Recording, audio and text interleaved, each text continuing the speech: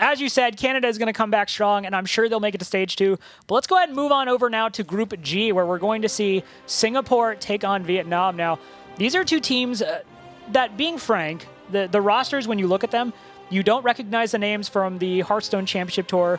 Nelio, you probably recognize from the 2015 Hearthstone World Championship, but these are not all-star squads, and at this point, they're both kind of struggling to see who can make it out of their group. Yeah, this is a much closer series in terms of standings within the group, where the last one was Malaysia and Canada obviously are both very likely to make it out. With Vietnam and Singapore, it's going to be tough but possible for both of them. So a win in this match means a lot, whereas a win in the last match, maybe wasn't quite as impactful.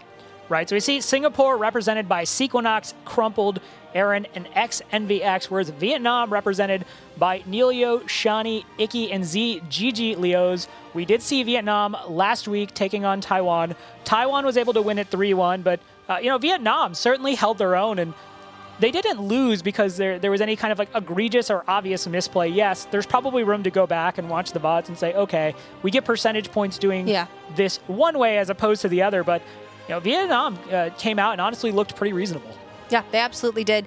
Singapore, I believe, is in a worse situation in the group than Vietnam, and we did see them a couple of weeks back as well. Yes, they are down 0-2 as far as match score, so still a couple more games, matches for them to play, but they have a lot of ground to make up in Vietnam as well after last week's performance. But if we're looking at countries, they both seem lovely. They do, and Vietnam, in their struggle to get out of Group G, they're going to have the veteran leadership of Nelio, who, as we said, 2015 world champion. That's where he kind of made his mark. And since then, he's been a little quieter, but he's still out there being really good at Hearthstone. And now he has an opportunity to kind of mentor a squad of players who've never had that competitive success. We had the chance to talk to him and ask him what the experience has been like. Hi, I'm Nelio. I play for Team Vietnam, and Vietnam will win the global games. I think my team for global game is really strong because we have good players to win the entire tournament. The GG Leo, he has been playing for a long time. He can play a lot of classes, especially Warlock, Warrior, or Pro. He has a ton of top 100 finishes on North America servers. Leo's dropping the shades. Cool cat. Chani recently had a lot of great results with Shaman and Paladin. Icky is a really good mage player, and myself, I can play all night classes. We prep a few times a week. We have a group on Facebook Messenger, so when each of us has any idea, we just post any deck list or anything about layout. The day before, we just discuss about the layout. And I think we submit 24 hours before, just to make sure we don't miss any deadline. The global format is really cool because you have to bring all night classes, and you have to know how to play all night classes. You can play some mind games, so you can trick people with some really surprising decks. I've been playing for a long time. I think winning is what motivates me to keep playing competitively, because I like winning. Simple. Winning is good. Nelio highlighting something that feels very obvious to anyone who's ever competed. That competitive drive just keeps you engaged. It keeps you focusing, reading up on community resources that make you better, keep you practicing, keep you training. But he brought up a point which I think maybe is a little bit less obvious to people who've never competed in a team game, team tournament, which, yes, if the Hearthstone Championship Tour is your port of call, if your destiny is to become a pro Hearthstone player, you are making money to do it, you are making a living as a pro, you need to know all 9 classes, you need to know the ins and outs of every matchup. You have to kind of have that all up here. But in the Hearthstone Global Games, especially in some of these countries where the people voted in are not professional players, having class specialists, having people that kind of know, as he said, Shani knows Shaman and Paladin really well. That's an excellent resource to have in match where you can kind of leverage their knowledge, their understanding, and kind of what they bring. So it's a huge bonus point to have class specialists on your team. It's a fantastic resource. Also, it just makes me happy to see that although Nelio has taken this leadership position, he's also deferring to the players on his team for those specialties. So it's great to see that they're all working together really to find success in this tournament. And here we can see it's going to be Sequinox as the ace for Singapore and Iki as the ace for Vietnam. And our first game is going to be between Sequinox and Nelio. Yeah, I'm sure I'm joined by the rest of the chat when we just, we look at those double rogues and we just type bless RNG and just hope it's not, Crystal Rogue mirror match there. Priest especially has become so interesting lately. I'd really like to see a Priest match, although it's kind of hard to maybe shy away from just the sheer power of a Rogue right now. It's definitely tough to argue against Rogue as just being one of the most powerful classes in the game right now, whether it be Quest Rogue or Miracle Rogue. Obviously, both are very well represented in the Hearthstone Championship Tour and in the global games. I really enjoy Priest right now, too. I think there's just so many viable Priest archetypes, and a lot of them have Divine Spirit Inner Fire in them, which just makes everything that much more fun. So I really like Priest matches. Shaman, I'm not the biggest fan of, but I can definitely see why maybe we'd want a bit of a break from the Rogue. All right, well, the picks are in. We wait no longer. It is going to be Rogue versus Shaman, so this is interesting to me from Vietnam because if this is Crystal Rogue, which thus far, it's obviously been extremely popular, especially in tournament, on ladder these days, the Quest Rogue is kind of getting, it's kind of collapsing a little bit under the weight of aggression. Yeah. But in tournament, which is obviously a very different way you play the game, it's still fairly popular.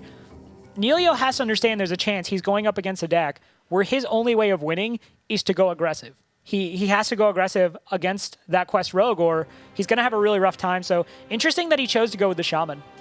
Well, I can definitely understand it. If you are playing a value-oriented Priest build for Singapore, then maybe you would not want to run into a more control-oriented Shaman. Right. Like Jade's plus Spirit Echo, you just can't possibly win in the late game, I think, because you just can't beat all of the Spirit Echoed boards of Thing from Belows and of Jade minions. So I can understand why you wouldn't want to bring Priest into that situation. Also, Crystal Rogue can be tough for Priest decks that are slower to get that start on the board.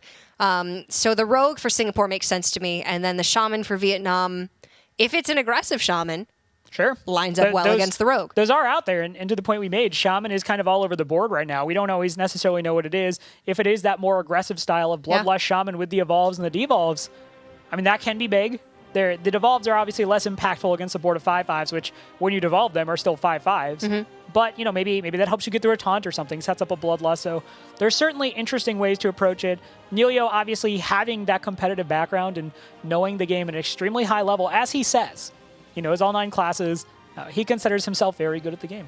I like the confidence. I think, you know what, give credit where credit is due. Obviously, with his 2015 Hearthstone World Championship appearance, he is very good at the game, and he has been leading this team in this tournament. So it is going to be a more control-oriented Shaman build up against the Quest Rogue from Singapore. I really wonder if the Shaman will have enough time to be able to execute their game plan, or if the Rogue will just be able to blow them out. It seems like it's going to be a bit of a tough matchup. You see Volcano keep for Vietnam, and Volcano dealing 15 damage, randomly split across all minions on the board, and that deals with, if you have nothing on your board, 3/5/5. So this might be one of those situations where he's thinking, okay, we didn't get the matchup we want. How do we win it? Maybe we just try to run him out of resources. And my personal experience with this, trying it from playing a lot of Control Warrior lately and running into Quest Rogue, is that you never actually achieve this. Yeah. You never run them out of resources.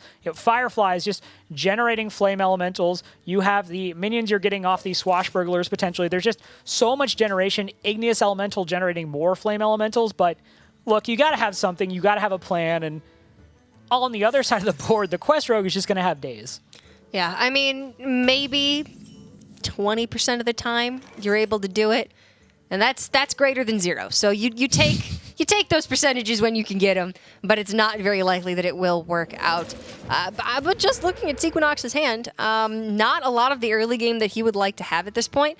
The Rogues are choosing to play 2 copies of Tark Reaper, as well as the 4-drop elemental that is Tolvir Stone Shaper. There's the name. It is not an elemental. It's an elemental synergistic minion They're choosing to play that in the build to try and combat a lot of the aggression from Aggro Druid, from Pirate Warrior. Just another way to hopefully give them a chance to actually live through that, although it may not be the most efficient mana cost versus stat line post-Crystal Core. That does, however, have the chance to water down their opening mulligan a little bit when you're playing Vanish, Mimic Pod, Tolvir, Tark Reaper. You still need those early minions plus bounce effects. You have the chance to not draw them in that case. Right, and that's we see the second Volcano coming into Vietnam's hand, so let's live in a world where we're optimistic, and we want to explore the way in which the Control Shaman actually does win this out. So he is currently making totems, he's cheapening his things from below. Say he draws it before the quest is completed, a 5/5, obviously a big minion, and generally speaking, most of the quest rogues have cut Backstab, they've cut Eviscerate, they're not running these removals, these damaging spells, so maybe that's something you stick, and if it does go late enough, Double Volcano certainly represents a lot of damage, but Cora, how do you see this having to go for the Shaman to win this matchup? Well, I think you summed it up pretty well. I'm seeing you need to get Thing from Belows very cheap. You need to Spirit Echo your Thing from Belows if that's in your deck, and then you need to have a big swing turn of removal plus board presence. And that likely will come in the form of Volcano plus Thing from Below. The N'Zoth can help, but Yeah. it's so late, it's so slow, and even the slowest Quest Rogue completion, which, to be fair, Singapore's Quest Rogue hand right now is pretty much, do you want to bounce your Novice Engineer to dig for more things, which I don't necessarily hate, but it is moving pretty slowly, which is the good news for Vietnam. When we talk about this matchup, yes, this is very much Quest Rogue favored, but it's important to note that favored doesn't mean 100% the favored deck always wins. It's just going to be super difficult for Vietnam, even if they're just allowed to keep drawing cards. Even Quest Rogue can draw badly. It happens. Sometimes you Mimic Pod your preparation and you don't have Crystal Core in hand. It's a world that it doesn't seem like we're living in most of the time, but sometimes in alternate universes, they get a bad draw. And this is one of those cases. So Sequinox is going to have to start building up some game plan with this Novice. Does he want to go all in and start Shadow Stepping here, or does he want to wait and maybe get some value out of Biofin Tidehunter? Yeah, I think you just want cards in this case. In normal games, where you're playing against aggro decks, generally speaking, you're not going to always be looking at Shadow Stepping the Novice Engineer or even bouncing it. Shadow Step obviously makes it 0, but bouncing it via Gadgets and Ferryman, bouncing it via Youthful Brewmaster, it's just slower because the mana costs 2 mana. So it's one of those situations where generally you're kind of looking to bounce the cheaper minions, also the minions that are generating you additional minions. So Firefly, obviously an extremely popular choice. Glacial Shard, very popular for dealing with aggro, but yeah, I don't mind bouncing the Novice Engineer here because you're just looking to get more resources to actually complete the quest. Leaving it on the board pretty much just in all universes meant it was going to die. Probably just to a Maelstrom Portal, so you're not even expending him of like great resources there, so I definitely don't mind just going for that. It is a useful tool to dig deeper into your deck. Yeah, if you're bouncing it, you're keeping it in hand, and then potentially you have the option to go Novice plus Vanish, try to reset the board. You could even prep Vanish and start to develop your own board state in that case. Either way you cut it, it's still not a bad position for the Quest Rogue, even with this slow start, just because the Control Shaman build is even slower.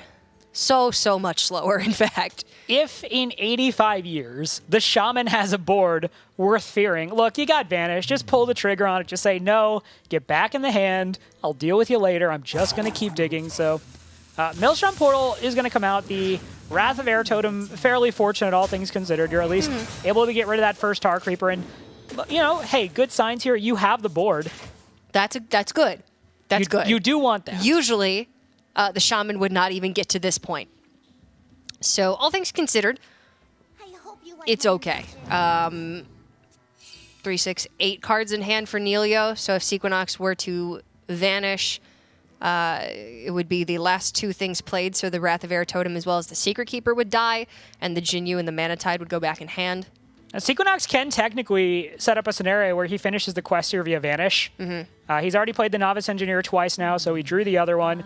Could just sit there and play the second one, prep out the Vanish, bring it back. It's clunky. He may overdraw, actually looking at how many cards he has, but so long as he doesn't overdraw on the quest, he's obviously fine. Well, you play the Engineer, you draw 1. Then you prep Vanish. 2 go in hand. Yeah, 3, then it's just 6, a matter. 9, Well, there's 10. the Shadow Yes. Step, so... I mean, does the Shadow Step make a difference, or are you just saving that for, probably like a Salcy deckhand, a Stone Tusk Boar, something that is a 5/5 with charge to just very, I don't even want to say cheaply, but just freely play it. So, yeah, a little bit of a slow start, but we see things are starting to come together. All right, the Spirit Echo burn for Vietnam probably wouldn't have made any difference anyway. If that said blank card, it would have had the same effect. Yeah. Yeah. It's just the Spirit Echo Shaman obviously wants to play for value. It wants to beat certain types of decks over a long period with just Spirit Echoing, getting more off Jade plays, getting more off Elemental synergies. Maybe you get it on the N'Zoth because the N'Zoth isn't dealt with, and then, frankly, it's just Bedlam. Yeah. But this is not the situation where... Chaos. Yeah, this is not a situation where Spirit Echo is frankly even allowed in the door. Like, I'm pretty sure if he hadn't milled it, Vietnam would have just said, no thanks, I'm good. Yeah, just Could you throw be that something away. else? I'd rather just not draw you this turn. Thing from Below would have probably been the worst burn there, but then maybe in that case you need Thing from Belows and Spirit Echoes, but then you probably don't have enough time to draw them all. So it's just a really, really poor matchup for the Shaman. I mean, that's pretty much sums it up right there. That's the testament to how powerful Quest Rogue is in certain matchups. Now, yeah, if you've played any degree of ladder, you've probably seen a lot of aggro druid floating around. You've seen the Murloc Paladins. You've seen the aggressive mages. And frankly, their existence and their being so prevalent is kind of chased Quest Rogue off to an extent off of the ladder. There was a period where it was just, you were seeing a lot of it because it was preying on Quest, or control decks, but yeah. Well, Singapore. It's time for 5/5s. It's go time. Yeah. This is actually, I believe... 5, 10, 15, 20, 25. Yeah, Shadow I was Step gonna is say, this 30. is- yeah. Yeah. There's a 30 to death for Singapore here. And unfortunately, nothing that Neilio can do. The Shaman is just so ill-equipped in this matchup to do anything in the early game. And by the time it gets down to the late game, you're dead. So that's going to be game 1 over to Singapore. Life, boars, and pirates come at you fast. That was suddenly at 30 health, suddenly dead. That's just the power of Quest Rogue in that matchup. There's, frankly, just so few possibilities where Neilio and the rest of Vietnam was going to be able to do anything just because of the way Quest Rogue works. So easy, quick win for Vietnam. They're going to go up, for Singapore, they're going to go up 1-0. And, we saw a little bit of celebration out of Sequinox. Singapore has yet to win a series, so that's feel good where you get your small wins. Yeah, if you start 1-0, maybe you get that little bit of confidence, and you're able to keep that rolling through the rest of the series and maybe pick up your first match win in this tournament. So that's what Singapore needs right now. They are down 0-2 in this tournament. They need to start putting together a string of match wins, or they are going to have a hell of a time making it to stage 2. And picking up a win in game number 1 is certainly the way to go. So next up, it's going to be XNVX on the Mage up against Iki on the Druid. If this is Jade Druid and Freeze Mage, Jade Druid is incredibly well positioned against Freeze Mage, but I'm anticipating maybe a bit more of an aggressive Mage build. And the Druid, it's kind of a toss-up. Honestly, personal preference. We saw Iki last week playing he's playing Pirate Warrior, and he's playing against a Mage, and the Freeze Mage was able to get the binding heal, able to get the Alex Straws off. And That was a rough one. Iki definitely had a fairly visceral negative reaction to that situation. Might just want to switch gears here and maybe not necessarily play something as aggressive, but yeah, Iki kind of had a rough week last week. Definitely want to see him kind of come in here, shrug it off, just short memory and say, well, that's Hearthstone. Sometimes it happens, and just move on from there. And here we can see XNVX for Singapore and Iki for Vietnam. Obviously, it's always a bit of an advantage when you have your team members physically in the same room as you. You can all converse in person, but Singapore is, I'm sure, speaking over comms, conversing, and getting all of their plays together as a group, even though they are not physically together. We saw Vietnam was an extremely supportive group too. Going into their matches against Taiwan, they were being like, "Hey, you can do this." They're actually like patting each other on the back and shoulder and being way more supportive than I think any Hearthstone casters have ever been to each other. It's like, "You got this, you can do it." Like we all obviously just make fun of each other and make jokes, but I want to hang out with Vietnam. Vietnam seems like really cool people. You've got like Raven and Sottle levels of support, air quotes, and then like everything else from there just gets better and better.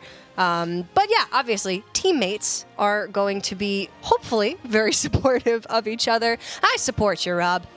Thanks. In theory. I was willing that conversation around, but we got to the end point. You are supportive, and I'm supportive to you. So Thank you. Maybe we should join a Hearthstone team. No. No. All right. Well, I understand you on that one. But yeah, for Vietnam, if they're going to want to be able to advance, and same for Singapore, they pretty much just have to win out. Yeah. So at this point, if Singapore can just get a 3-0 here, that makes their situation certainly better. And they can't even just win out and get a guaranteed spot to get in. They have to win still out. have to get a little lucky. Things have to go well for them. Vietnam at least has that one win, so that is certainly something in their corner. Singapore needing just a little bit more. It's tough, but nothing worth doing has ever been easy unless you get lucky. True. That's not true. I wanted an ice cream the other night. You know, I walked up, got an ice cream, it cost me like $3. Fine. That was easy. And that was worth doing. There's some outdated sayings in the English language, and we'll just chalk that one up to not applicable to Hearthstone. All right. Well, we see Singapore's opening hand, the Babbling Book, the Frostbolt, the Fireball, going against the the Druid rather. Have to believe that some degree of aggression would certainly be welcome, and the Babbling Book doesn't really offer too much of it. So maybe you want to start digging for a Mana Worm and just kind of say, hey, we just got to go fast. But the Babbling Book is a really flexible minion that we've seen across most of the prominent mage builds. Obviously, it is a 1-drop, so you can play it on 1, you get a spell. It's good because, again, it's not a discover effect where you're looking to kind of have more information into what you get. You just get it given to you. But as I said, it's not really pressuring a whole lot. And, okay, Black Knight for Vietnam. I mean, Black Knight used to be one of my favorite legendaries back when the classic set was all there was. Hasn't seen a lot of play since then, but in a taunt-heavy control meta where you're expecting a lot of Quest Warrior, yeah, Black Knight's good. Slots well into the Jade Druid deck, I would think, rather than any other deck. Well, we see 2 Jade Blossoms for Vietnam, so they can go ahead and just start ramping things up. They could innervate on a Jade Blossom this turn, and then just go ahead and play that second Jade Blossom. They don't necessarily have anything proactive to do kind of once they actually get to that mana. You'd want to see, something mid-game oriented, maybe the Jade Spirit, Jade Behemoth. Nourish is good because you're just drawing cards, but yeah, they probably have to go ahead and just start going. Traditionally, Druid against Mage, the more aggressive mages have actually just kind of punished the slower Druids. It's certainly been a pain point, so I wouldn't mind just seeing the Innervate Jade Blossom here. It obviously contests the board. Yeah. I have a question for you, Rob. Did you happen to watch Sintalal's streamed match in the HCT Europe playoffs last week? Are you kidding? I was asleep. That's why I don't cast those things anymore. Probably wise. It was very, very early in the morning. He was playing a tempo mage build with 2 copies of Burgley Bully. Got super punished by a rogue, overdrew his Antonitis. It was okay. I saw the highlight of that. Yeah, It was very bad. But to that point, I reckon that this is probably a similar deck for Singapore. We're seeing Burgley Bully in hand, all of the makings of a tempo mage-oriented build. I take it back. There's Cabal Crystal Runner at Secret Mage. Never mind. That's what you get for assuming with Mage. I don't anymore. I will not assume a Mage deck's identity. I was trying to put myself out there and bring in relevant experience, and hopefully the community would have been like, oh yeah, she's gleaning information from other parts of her life to make her broadcast better. Nah. But then I was wrong. Can't get hurt if you never try. That's what I've learned. All right, yeah, Jade Blossom did come down last turn, so hey, Druid's at 3 mana. I think another Jade Blossom sounds good. Could look at using the Feral Rage just to go ahead and get rid of the Sorcerer's Apprentice, but it does kind of feel like you're committing a lot. You're not necessarily ramping up as fast as you would like to be. Burgley Bully, though, you mentioned it. It is a minion that always feels like it's on the periphery of just being a core meta staple. There are just situations where Burgley Bully is just inherently powerful. We tend to see it Mage, Druid. I definitely like that it's kind of coming more into the meta. The problem with Burgley Bully is, yeah, the stat line's good, the effect is good, but what does it do against the kind of aggression you see so readily available generally in ranked play? Not much, unfortunately. Yep. Which is why it's sort of always fringe. But it does slot into tempo-oriented mage builds quite nicely if you have Antonitis on the top end. And here we're actually seeing one of the weaknesses of the Secret Mage that you mentioned earlier in the previous Secret Mage game we saw. It's having all of your secret synergy, but having no secrets. Kind of does shut down your deck a little bit. I'm really waiting for the memes. One of those memesters out there to just take the Daenerys "Where are my dragons" thing and just put the Jaina thing. Where are my secrets? Where are my secrets? Because yeah, right now that Kirin Tor Mage is just very bland. It's very vanilla, not doing a whole lot. The Valet is just a potential tempo play for a 2-mana 2/3. So really not super sexy. I think you just kind of want to hold back. And It's like a mage that goes home at night and eats like a lean cuisine for dinner and watches Wheel of Fortune. You know, there's nothing exciting. it sounds like a about Tina Fey this show. mage. It sounds like a Tina Fey I show. bet it would make tons of money and have a great viewership on like CBS. Well, hopefully they pay you for it. Jade Blossom not coming out last game, does come out now, though. And we see that Jade Behemoth is certainly a welcome inclusion into the hand of Vietnam, gives them something proactive to do. The Jade train is chugging along just beautifully. And that's realistically kind of what you're looking for here is just get out of range, get out of aggressive. Oof. That's not a secret, though. Do want to point out. It is not. Not a secret. Qualstone could net you secrets, but Firelands Portal for 7 mana is great. So for 5 mana, it's just almost Dynamite. impossible to pass up. The only thing is, you did have Burgly Bully to play on 5, so are you more worried about curving out versus just having strong value cards here? I think Firelands Portal is a take either way, but maybe there was some consideration to Kabbalist Tome. The Nourish pickup for Vietnam, however, is exactly what they need right now. They're running low on resources. The Black Knight's likely going to sit in hand for the remainder of the game unless they have nothing better to do on any given turn. So the reload is going to keep giving them the resources that they need to close out this game.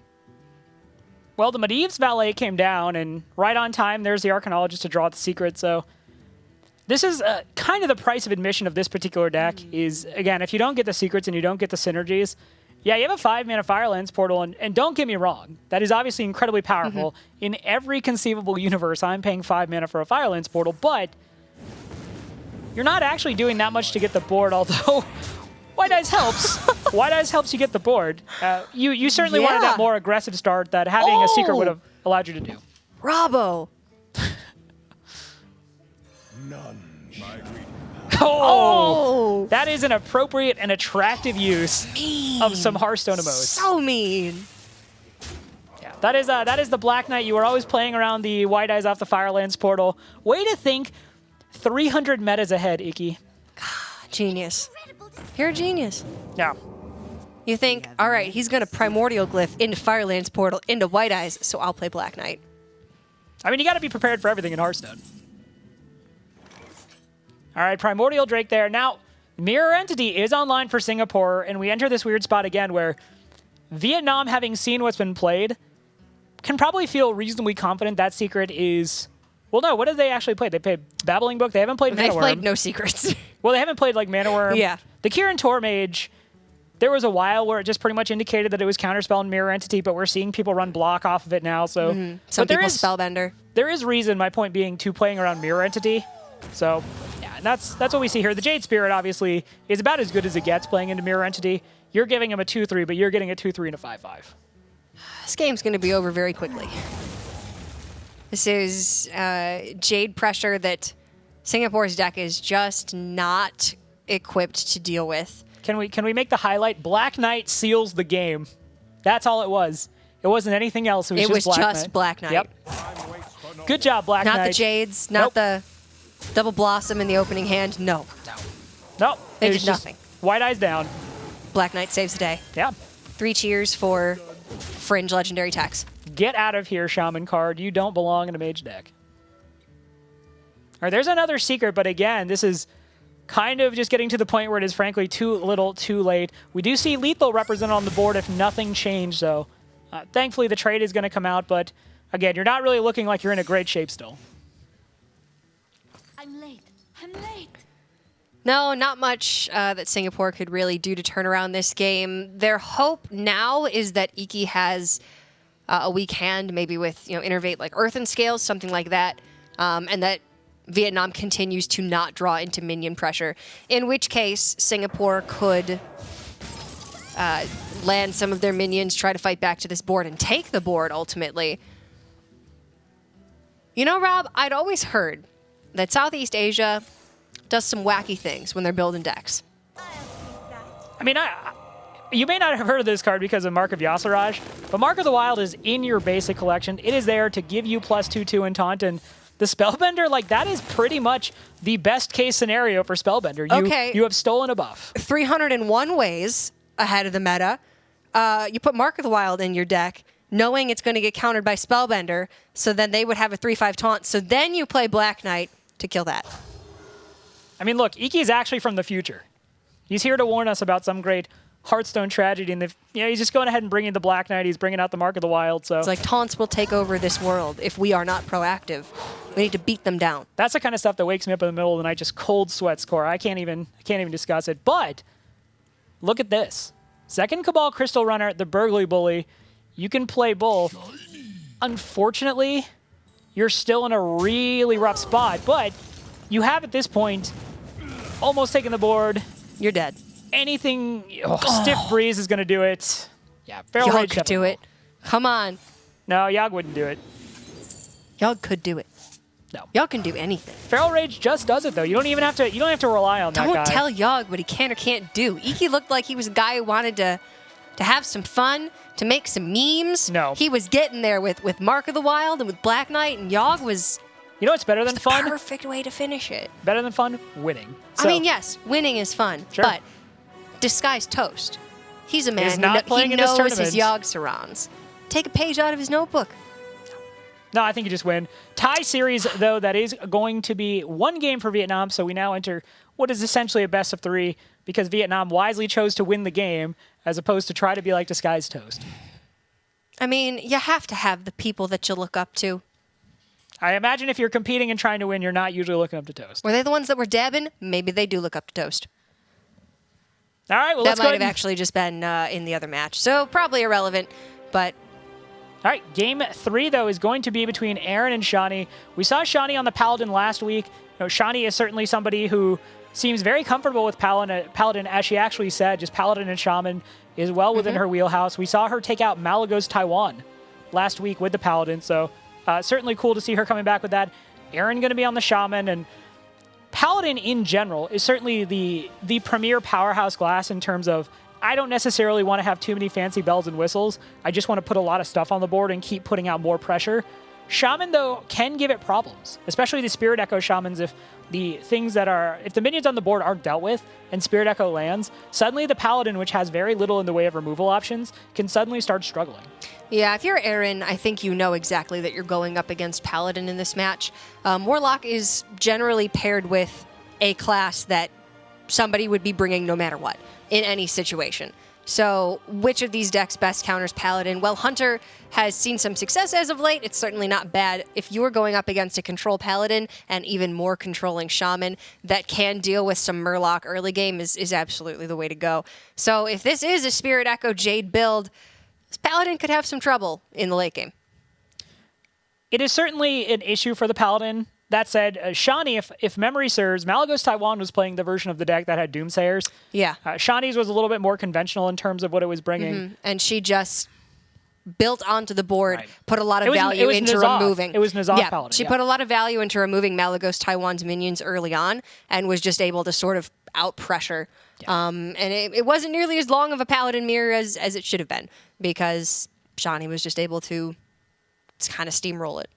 I think what impressed me most about that match, too, as I recall, was it was an N'Zoth Paladin mirror, and basically Shani just kept checking. She's like, can you deal with this? Can you deal with this? Yeah. She put out one particular situation where she saw that the clear was a little bit awkward or a little bit ill-timed, and then she's like, well, you don't have it. I'm just going to jam N'Zoth. And that was how she won the game. So in that match, it's very easy to just basically consign yourself to a reality where this is going to fatigue, this is going to that big climactic N'Zoth turn at the end of the game, but Shani didn't do that to herself. She didn't put herself in that position, so I really liked what I've seen from her thus far on Paladin. Kind of excited to see if she's going with the same approach, if she's changed it up.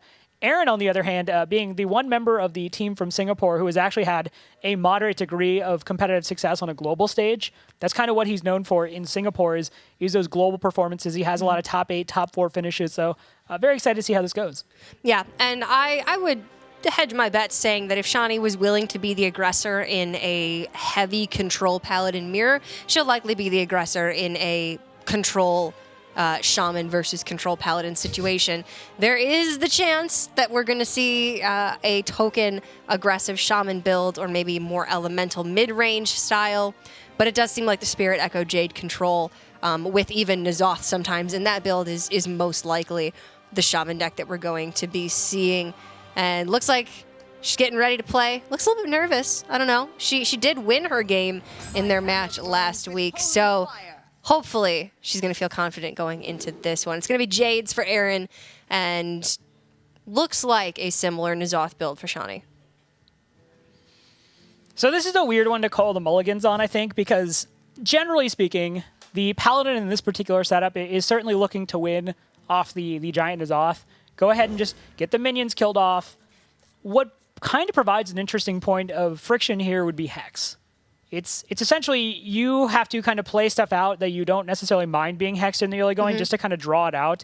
Twilight Summoner is certainly one of those minions that if you keep, I think it's because you're keeping because A, you think this is a very slow shaman and that's not going to be a detriment to you, but also because you don't mind if it gets hexed.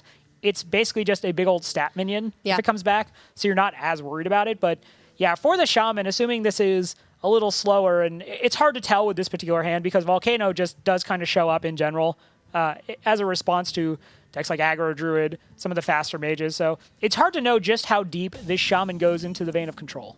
But Jade Chieftain tells us. Yeah, going to be heavy Jade Spirit Echo control. Maybe N'Zoth in the build, maybe not. It's certainly not necessary. But if we're looking at N'Zoth for Shani, which we absolutely are, indicated by the Twilight Summoner in hand, then yes, Hex and Devolve are going to mitigate the effectiveness of that N'Zoth, really push back on the amount of resources that Shani is able to resurrect in the late game, therefore weakening her effective late game plan. And with Stonehill Defender in hand for Singapore, indicating probably 2 copies, means that the Shaman's late game plan is going to be that much stronger. You can have copies of White Eyes, additional copies of Thing from Below, to then Spirit Echo. The Jade deck does just get out of hand if it can make it to the late game.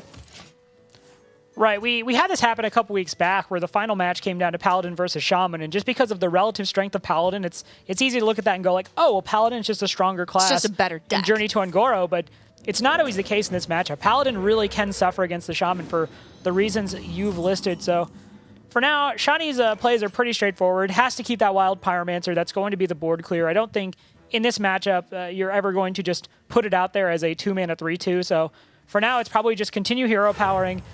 Now, next turn, as I said, I'm kind of expecting to see the Twilight Summoner come out because I think Shani wants to get a little bit more information about what this Shaman deck is doing.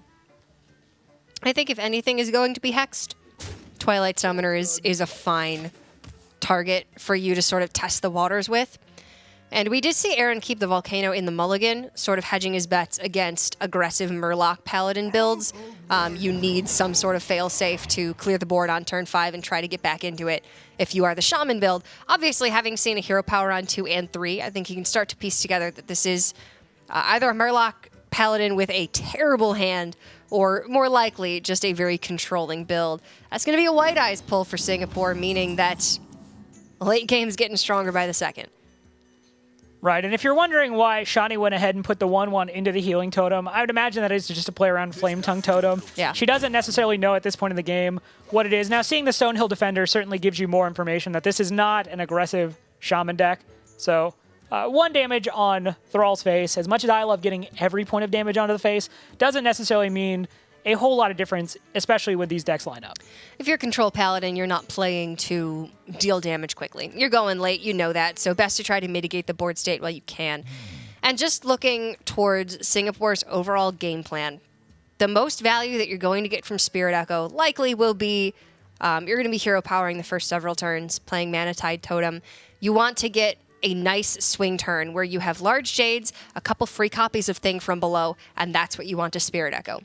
Because the more free 5/5s that you can throw into the mix with the rest of your Jades obviously is going to be that much better for your board state going forward. So it is going to be a while until we see the Spirit Echo come down for the most value, if that's what Singapore wants from it. But with 2 copies, in some cases you can sort of give up the first one for a little bit less value.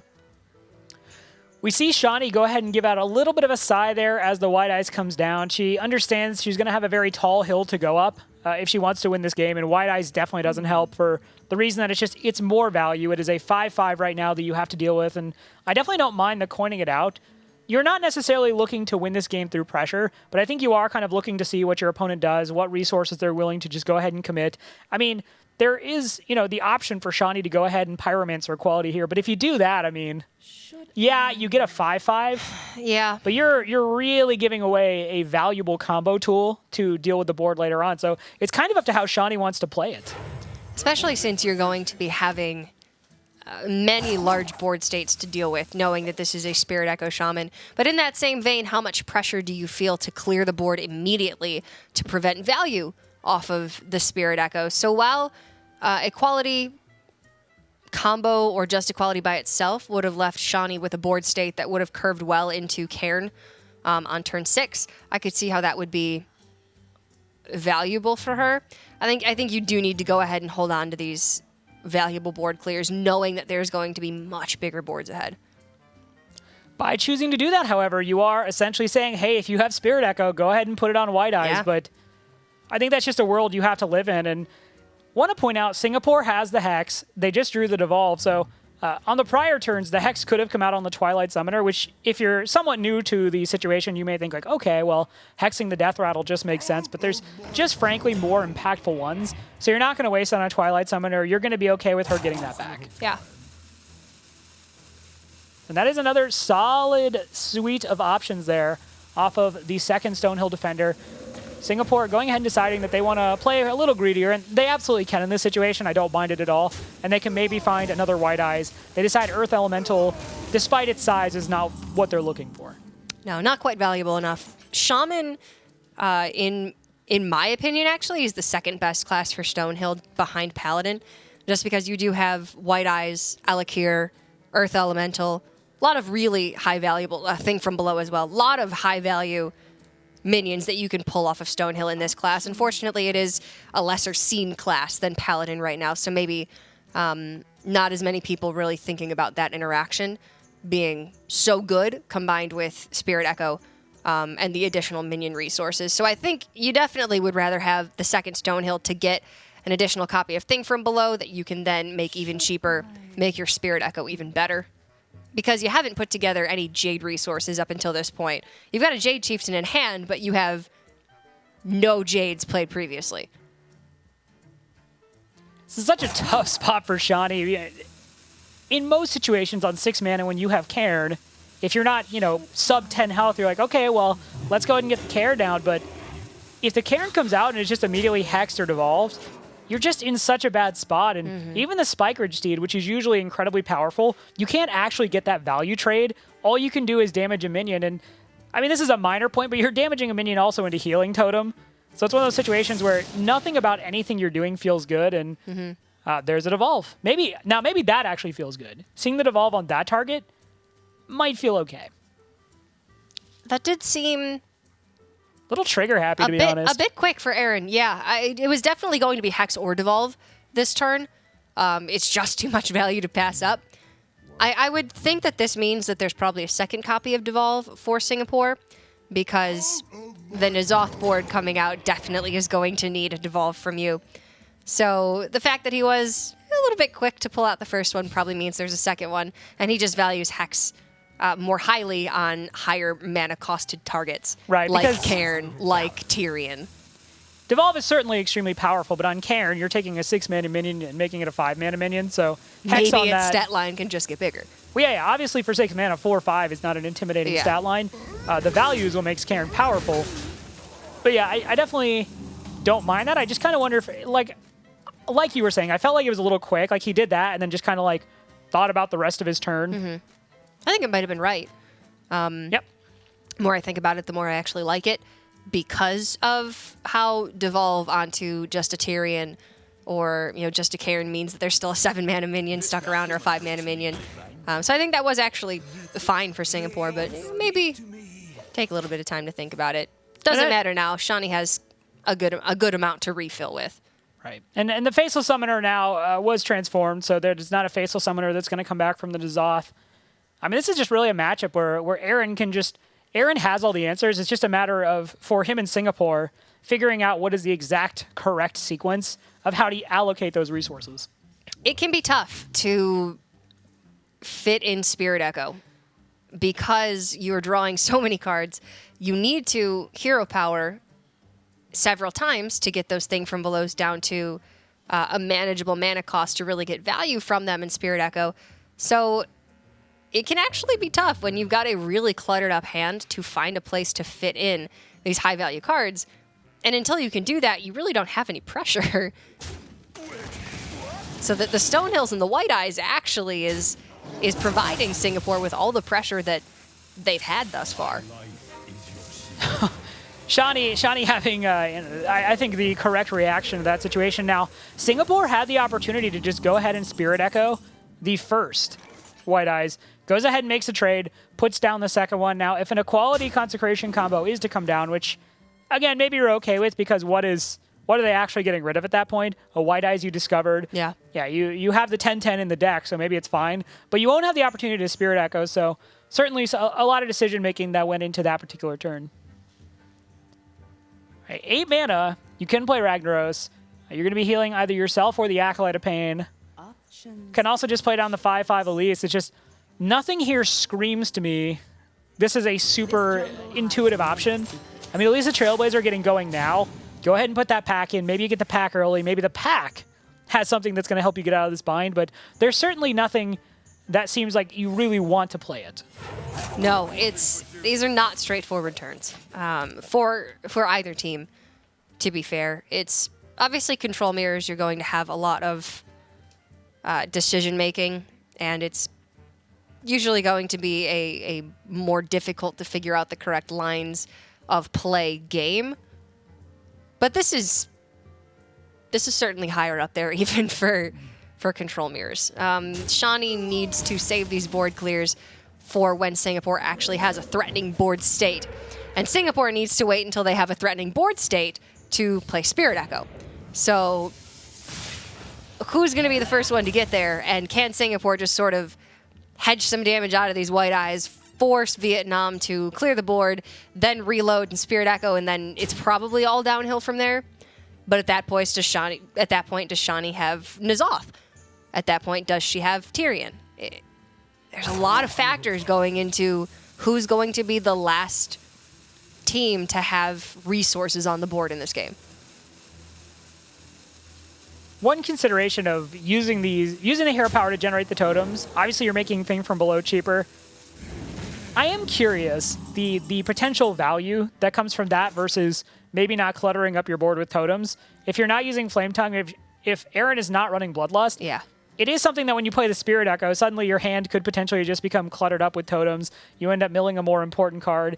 It is certainly an interesting drawback that is very fringe case, because generally as the Shaman, you're kind of just throwing cards out all the time, and Shaman doesn't have a lot of card draw, so how often are you really replenishing your hand just based off natural draw? But it is certainly an issue that could potentially manifest soon. I wouldn't even say that it's fringe. I'd say it's incredibly relevant. In most of the Spirit Echo Shaman decks that I've seen, they have full hands, like 90% of the time. And you need to slot in those hero powers because you want the discounts on Thing from Below, and obviously totems are very valuable. But if you're looking at control mirrors, you're likely going to be in a reactive position just by the nature of your deck. And you're not going to be playing, more than 1 or 2 cards per turn, at most. So how do you ever really empty your board? Then you're playing Mana Tide totems. Your hand's going to be full. And then Spirit Echo sometimes is more of a liability than it is a resource. It's just why I personally am not a super fan of this deck. I can see how it has great value. It has great potential in the late game. But I just haven't seen it perform, I think, to its biggest potential. And it's just always seemed a bit clunky to me. I mean, this is a situation where you could go ahead and Spirit Echo here. You get a Stonehill Defender back. You get another White Eyes, but also get 2 totems that you, because you're not running Flame Tongue, can't actually just get rid of. You're essentially waiting for your opponent to get rid of the totems if they're actually going to go away. But yeah, here's the Spirit Echo. Okay, so the board is protected now, and yeah. Ragnaros down. Rag down. Send help. But now, Singapore at 8 cards in hand. These totems were played before the Jades and the Thing from Below. If Shani Equality Consecrates this, totems get sent back to hand. Jade Spirit, Jade Golem, and Thing from Below die and do not get put back in hand. Meanwhile, Shani with the Angora pack isn't even going to get full value off the Angora. This is like watching two really rich people complain because all their money won't fit in their wallets. I have too much money. Like, oh, my wallet won't close. There's just too much money. It's too many resources, an embarrassment of riches. To quote a Brian Kiblerism. All right, well, there's As Cairn. the best casters do. Just quote Brian Kibler. Yes. That's fair. I believe it. I actually really like this from Shani. Playing around a copy of Hex by just killing off her Cairn right away. That Cairn's more valuable when it comes from N'Zoth. So, although you could have had an additional 4/5 if Aaron didn't have Hex, we're not living in a world where he doesn't have Hex in his hand right now. So just go ahead and play the N'Zoth, or play the Cairn first and ensure that it gets added to your pool of death rattles. Aaron, unfortunately, going to lose out to that Maelstrom portal, which was certainly just the linchpin of his plan to win this game. So he'll go ahead and take it. And you know what? I think 3 White Eyes is definitely how you're going to win this game. I mean, he just lost a lot off of that Spirit Echo. He put down the Jade Spirit and the Thing from Below, and essentially they were killed for free. But 3 10-10s, I think, makes up for that. I think you've discovered 3. You actually have had 4 thus far because of Spirit Echo. It's all right. There's shy of like 5 King Moshes from Shani's Ungoro pack. Eventually, Aaron is going to fill up the board, and she's not going to have a way to react to it. There's got to be a world record for number of White Eyes you have over a single game. Aaron may actually be... this may be Hearthstone history. World record. Yeah, I mean, if it's not Stonehill plus White Eyes plus Spirit Echo, it would have to be the recent wild heroic Tavern Brawl where Control N'Zoth Shaman was so popular and you could just White Eyes Ancestral N'Zoth, do whatever your little heart desires and play White Eyes till the cows come home. Things are so complicated now. I just miss the good old days of Wolf Rider. No echoing minions back in your hand, just 3 mana orc on a wolf. Just hit them in the face until they're dead. Simpler times. They were indeed, Rob. We look back on them fondly and angrily in some cases. All right, well, Spike Ridge Seed comes down, and it's important to note that I think Shani has probably arrived at the same conclusion that you were just talking about, where over time, Singapore is just going to win out via an attrition war with superior resources, and frankly, superior resources probably doesn't even do it justice. It's just a disgusting amount of resources. Yeah. Enough to probably beat a second Shani playing a second Paladin deck, to be honest. So, but if to that Shani point, went into this first game and then lost and then immediately queued again. With 10 mana and a full hand. Yes. It still might not be enough. That's just how many resources Aaron has. That's not at all a shot at Shani or Vietnam, but it's just you come into these situations where there's just... You have to play it out. You absolutely have to. You're not just going to concede. I think, if you were playing this on the ranked play ladder, there's some situation where you'd say, you know what, this is not worth the 45 minutes of my life. But Shani has to play it out. If she can drop more cards, she can see what's in that Angora pack. She may find something absolutely miraculous that somehow gets rid of the rest of Aaron's deck. Just all those 10-10s gone. I mean, it is important to note that Aaron does have nice single target removal. His AoE is pretty limited to Volcano at this point. Maybe if Shani is able to overwhelm with her board state, then Singapore could be in a bit of trouble. I don't know where that would come from other than N'Zoth. And at that point, it's likely that maybe Singapore will have second copy of Devolve. I don't know. That's pretty much the way that Shani's going to win this game. You need to overwhelm somehow. But the Spellbreaker on the Aya is a nice way to start. All right, so the Angora pack looks like it's going to come down. All 5 cards going to be added to Shani's hand. All right, Lyra. Resources. Okay. I'm liking it. Lyra, you have a 1-mana secret. You have the Razor Petal Volley, which is going to make 2 1-mana spells. That's a 2-mana spell. I mean, Lyra could just be what the doctor ordered here. You can also discover another spell off the Chittering Tunneler. Chani actually going ahead and just reading what the card does. Yeah, I mean, yeah. Because so few Fair people enough. play Warlock right now. It's like, what's the bug? Discover a spell, deal damage to your hero. That According was to its cost. In terms of impactful cards that could do kind of weird things, this was certainly an Angora pack that is going to be of use to Shani. It's pretty good. Even the Tortolan Primalist can have some very nice options. If you just pull, equality from that, for instance, yes, obviously it applies the spell with random targets, but there's a lot of spells that don't have random targets, like Flame Strike, like Blizzard, like Volcano, pretty much any AoE. Accurate summation. Thank you. Yeah. And you know what, Rob? I take it back. Looking at this now, this is a very different game than it was just a couple of turns ago, because that Spellbreaker means that Aaron didn't get value off of the Aya, and now his Spirit Echo options are looking limited.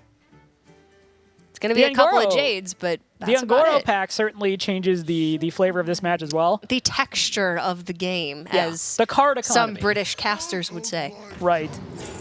Really want to see this Lyra go off, but for now we're going to go ahead and discover things. And Lyra plus Razor Petal Volley plus Razor Petals is going to be awesome. Once we get there. it's It's going to be great. I watch that in a movie theater every single time. Plus Repentance. Why not? It's going to be cool. All right, so facing down this Doomsayer, this might be enough to just go ahead and convince Aaron, like, okay, well, I'm going to go ahead and give up this 4th White Eyes. Could go ahead and just use the Hex, though. Deal with it. The Jade Lightning with the Wrath of Air Totem in hand, as it is seldomly seen, certainly creates some interesting possibilities with the weapon equipped in the 4/4 on the board.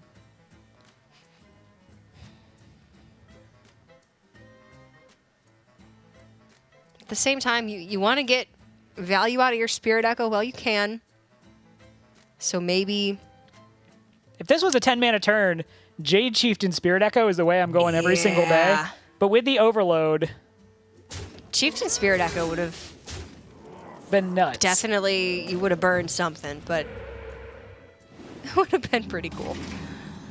Yeah, fourth 10-10 in deck. That's good. We got a lot of Storm Guardians coming up, guys. Yeah, did you think that was one guy? It's actually 4. There's just 4 of them running around out there. It's the Storm Guardian gang. Okay, so Chittering Tunneler would certainly allow you to have more understanding of how your Lyra turn is going to go. But with that said, 1 mana spell, 2 mana spell, 2 more 1/1 spells, or 1 mana spells. So Ew. could he'll develop another, take 1 damage. Give your Lyra something to play it with. Okay. So could have waited. The Chittering Tunneler obviously cuts down on the total amount of mana you can spend to generate Lyra spells. Mind Control is pretty big. That's quite big. There would have been a lot of impactful pre-spells there, though. I think Shani could have gotten Razor Petal Volley plus the 2 additional Razor Petals. Sure. 4 mana, that would have been another 3 spells. And there's not much really that you're going to be using, 1 mana, deal 1 damage on. I don't know. Maybe I would have liked to see her wait a little bit longer to pull the trigger on that to get some more value, because there's 4 10-10s coming up. Maybe I need to nail a couple of Shadow Word deaths to make this work. Now, you're currently in, 2nd book of Game of Thrones. The 7th book is coming. The dragons will show up at some point, so I agree. I would have liked to have seen a little more patience in how the Lyra was used. That said, you set up the Noble Sacrifice, you set up the Repentance, so the efforts to deal with Lyra could potentially mean things go astray. We do see the Wrath of Air Totem, though, the Jade Lightning Totem in hand, or Jade Lightning spell, so... Oh, Jade Lightning Totem would be terrifying. That's just not even a world I want to live in. But yeah, Wrath of Air, Jade Lightning. The fact that the Noble Sacrifice 2/1 did not die, or did not come back, it's not Getaway Kodo, it's not Redemption. Yeah, you got to get rid of Lyra, though. That's certainly a way that Shani and Vietnam can climb back into this game, is just continuing to generate additional resources. And again, you're in charge of the resources around these parts. Tyrion, big draw. Hex, big counter. But there's only so much that Shani can really do to draw out that 2nd Hex. At least the hand is looking a little bit thin now. Yeah. That is one thing you can kind of feel good about. You, on the other hand, have a bunch of stuff, and that Tortolan Primalist later on in the game, if you can net something big off of it, that could just absolutely be the push you need to get back into this game. Look at the difference, by the way, in the cards remaining in these decks. The Paladin versus the Shaman. That Shaman has a thick deck. It does. The Paladin's deck, a little A little bit thinner. Little thinner. Maybe drawing a couple more cards. 4 10-10s will certainly help the size of your deck, though. That's true.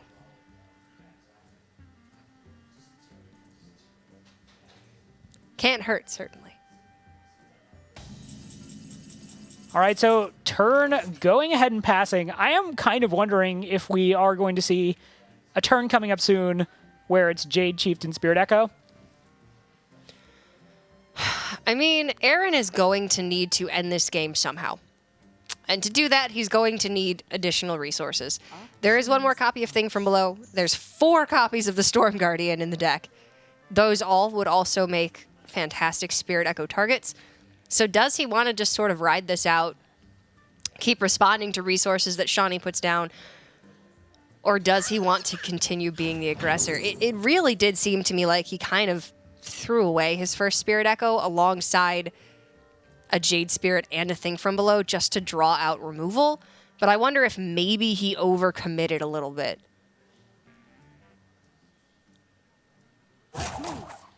Repentance, Redemption, and Noble Sacrifice. These aren't Avenge. Say that's the Feels standard, man. that's the wild talking. What can I say? Like to get a little wild sometimes, Rob. I saw you got Legended Wild, so congrats to that. Like 52. Wow. Sitting pretty. For a Nothing's- tournament, I don't know that I can play in. Nothing But hey. standard about you, Cora. Thanks, Rob. All right, there's the Razor Petal Volley being used, generating those 1 mana Razor Petals, and yeah, those are just a little bit of extra reach. Now, the 416 Primordial Drake is a conversation point because you have to think that's going to draw Hex. Otherwise, you're kind of living in a world where you're just going to get to do 4 damage a turn, and it's not the most intimidating amount, but how many turns is that just allowed to continue? It is outside of Volcano range. I will give you an alternative line. Double Volcano. Okay, well, I guess if you had 2 Volcanoes just sitting around. I mean, you could double Volcano this and really save Hex for the Tyrion, and then if you have another copy of Devolve the N'Zoth board. Did we already see 1 Hex? I know we saw a Devolve. Yes. Yes, we saw 1 Hex. Devolve came out on first Steed, Hex came out on second. I really wonder if this is double Volcano. I think that I would make that play to be cheeky, but I don't actually know that it would be correct.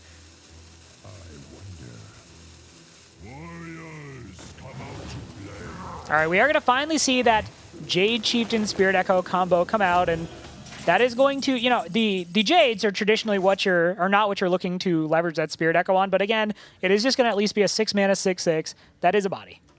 Rob, you can mind control one of those things and You deny can. a lot of resources to Singapore. I'm not really sure how much of a bigger target you're even looking at mind controlling too, so I certainly don't hate it. Well, there are 4, 5, and a 10/10 taunts, so those are also certainly good targets that you're going to have a hard time dealing with. Although, does Shawnee still have another copy of Equality in deck? Yeah. Another copy of Equality Consecrate? Okay, so she Assuming does have a full... Assuming she is running double combo, which Yeah. I don't think I've seen a Seeker Paladin in any form or fashion not run. Secret Paladin, you said? Oh, sorry. I saw you and I just started thinking Secret Paladin. I mean Control Paladin, Rats. not running it, so. Dreams crushed. I mean, out of curiosity, you've just been playing straight up kind of mid-range Dudedan. Yeah, I've been playing in the Wild. dudes. Yeah, Mhm. yeah. Is it weird that Secret Paladin is not the best deck in there for you? Yeah, but then I stand against Darkness Quartermaster, and And it's all better I'm again? okay. Yeah. The pain dulls. I mean, look, you still got the light, so that's certainly what matters there. You've been Uthering and Hots. We're just a couple of paladins. Uther gets it. It's like the best thing I've ever seen. Shotgun. All right, Storm Guardian number 1 has arrived. This could also be a pretty big mind control. Again, you were talking about potential targets, or you could just Elder Peacekeeper it. I got That's really another excited. great I was option. like, mind control, we're going to see it again. It's back from the Elder Peacekeeper. Well, there is some method to the mind control madness. If you mind control and just start to threaten lethal, maybe. Yeah, I mean, You've got 13 damage. you are feeling pretty fat and sassy against the double volcano, so I mean, at that point, if your board gets that big, you've seen 1 Hex, you've seen Devolve. This is not where Devolve shines. Devolve shines at taking things with Death Rattle and saying you don't have Death Rattle anymore. I'm counting above 30 worth of stats. with everything on board. So the double volcano wouldn't even clear everything. Now it would. That's a lot to commit if you're Aaron and you cannot develop on the backswing. Second Storm Guardian. Maybe this one's a little less treacherous. Maybe this one will stick. Yeah, But that hex has Tyrion written on it. Like it literally says to Tyrion from Singapore.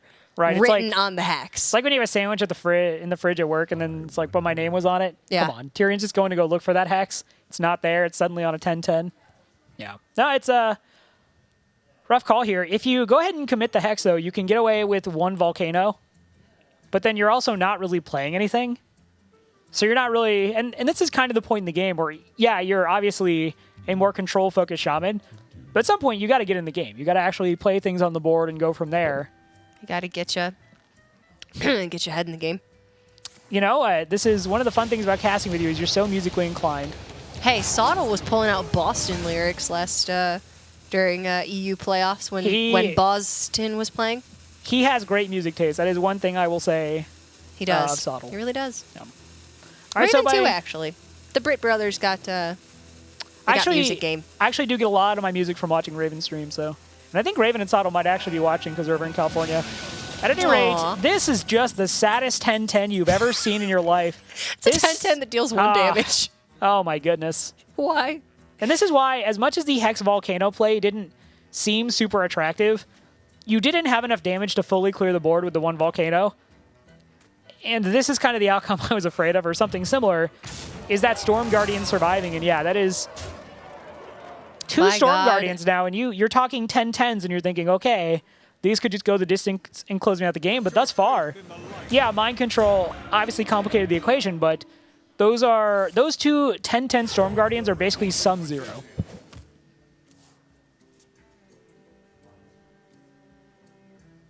How about a smaller Guardian? Like a 2/4.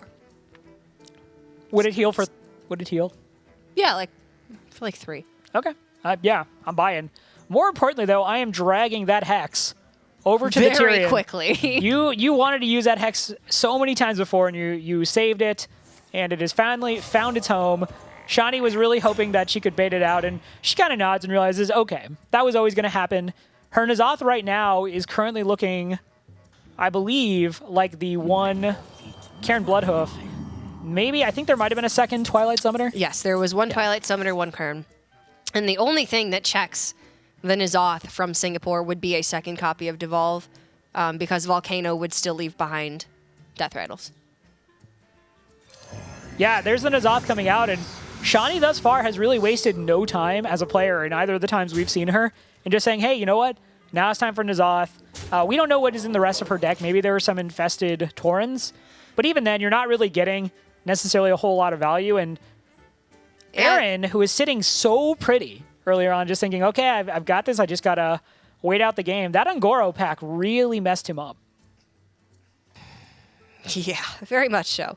Lyra with the Mind Control forced... Lyra, essentially, with the Mind Control, killed 2 of the Storm Guardians outright and drew a Jade Lightning. And still, Shani has resources left to use. So I did say before, actually, that the Razor Petals didn't look like they would get much use. With Equality, they look much better. Because then you don't need Consecration. You can Equality plus Razor Petals plus develop something as well. And then maybe you use Consecration for some other goal in mind. I'm not sure what it would be. But those actually, even the little 1 damage, 1 mana cost petals have a use. All right, well, we Aaron see do? 15 damage represented on board. Aaron has 22 health there.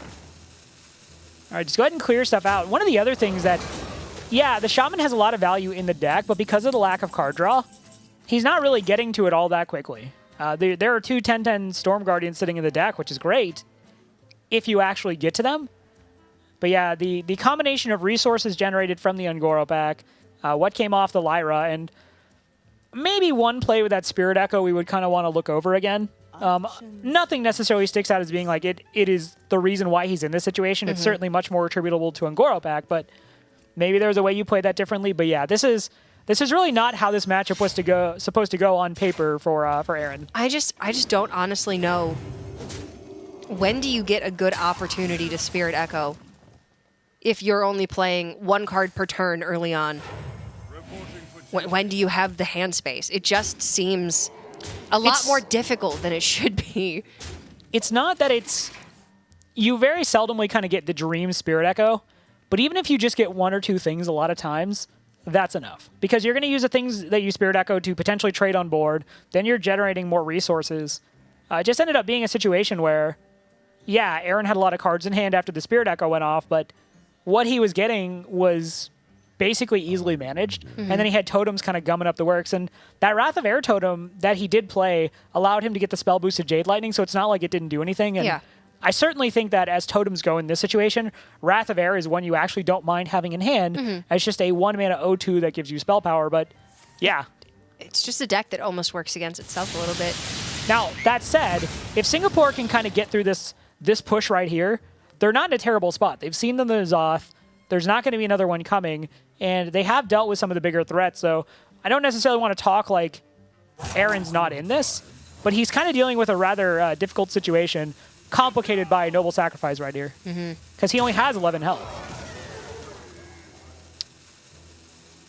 Is it Volcano time?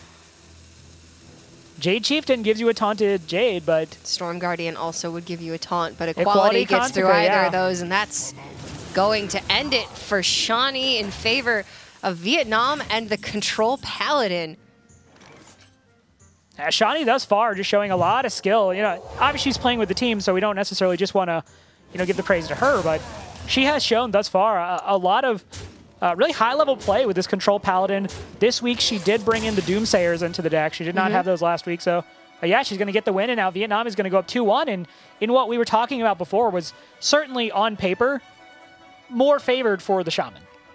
I think if the Shaman gets the ideal Spirit Echo and has more resources than the Paladin is able to deal with, then yes, it should be favored for the Shaman. But just the more I'm thinking about it, the Shaman has such a clunky hand in the early game. They're playing so reactive in so many situations that, yes, you're playing for value in the late game, but when do you have the hand size, the board state, the opportunity to really get to that ideal point? It just seems like almost a deck that works against itself because you need so many cards to make magic happen, but then you have too many cards, and it's, I don't know, it just didn't obviously work out as well as Singapore would have liked it to in this case.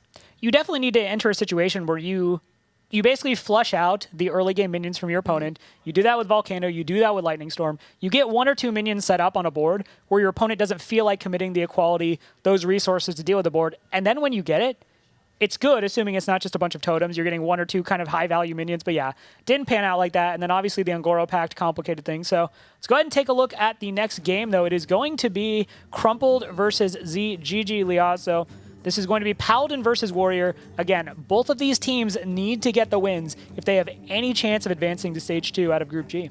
Yep, and this is going to be match point for Vietnam. If Leos can pick up a win here, then Vietnam is going to get a much-needed win in the Hearthstone Global Games. Paladin versus Warrior, a lot of intricacies depending on which archetype it is, so I'm just going to refrain from talking about it now, because honestly, it's very dependent on whether or not this is Quest Warrior or Pirate Warrior, and things are going to change based on what it is.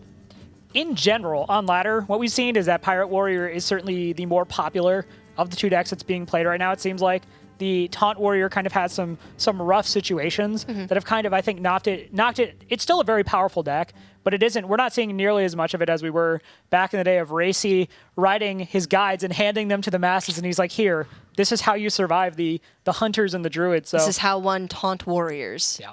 But Pirate Warrior is certainly just as powerful. We have seen it be extremely popular in the Hearthstone Global Games because it's just an explosive deck, right? And if you don't run into a bad draw and you don't run into Galaka Crawlers, a lot of times you just get there through the early game pressure, the combo turns, and then the upgraded Arcanite Reapers later. So wouldn't be surprised if it is Pirate Warrior. But as you said, at this point, we're just kind of mostly postulating on what it could be.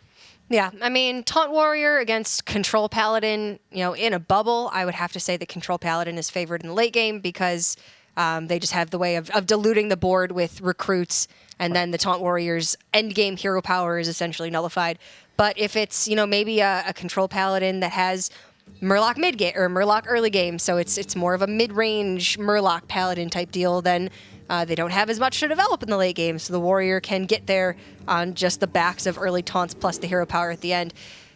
It is going to be Pirate Warrior for Leos, and Crumpled is going to be on a very aggressive version of the Murloc Paladin. So this is going to be an all-out slugfest in the early game. I mean, you got Murlocs with guns, Murlocs with clubs, Murlocs with orbs, and of course, you have pirates. Good old pirates, keeping things straightforward and to the point.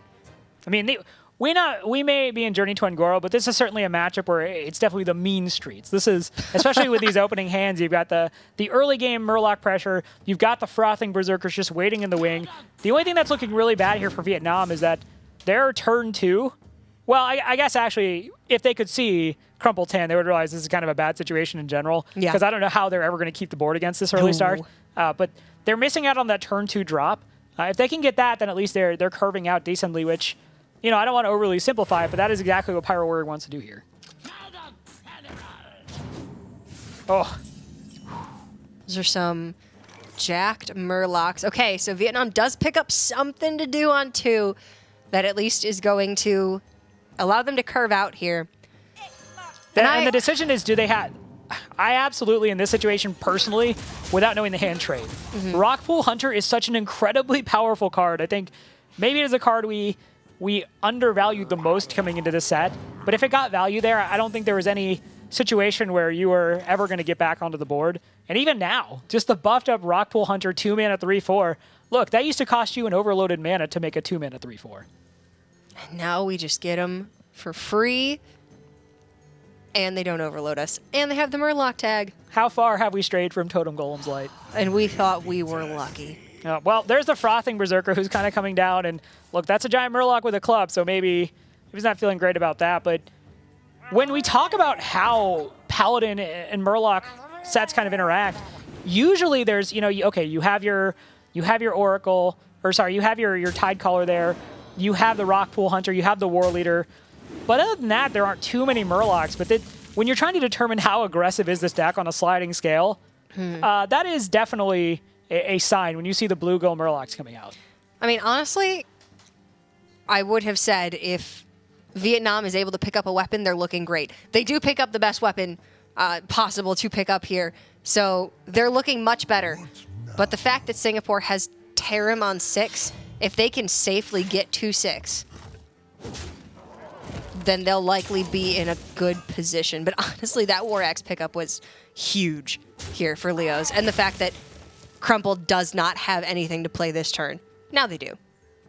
I mean, that could potentially bait out a charge, but yeah, the upgraded, the Axe draw itself was really good.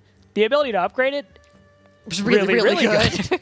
Yeah. So the Frothing Berserker is going to... Almost every conceivable universe, the Axe is going to swing into something, and the Frothing Berserker is going to get the buff. So Frothing Berserker probably going to come out on this next turn and, yeah, just start doing work. I mean, just look at it this way. Singapore's early game consisted of Murlocs that buffed the rest of their Murlocs that they then had to trade into minimal early game from Vietnam.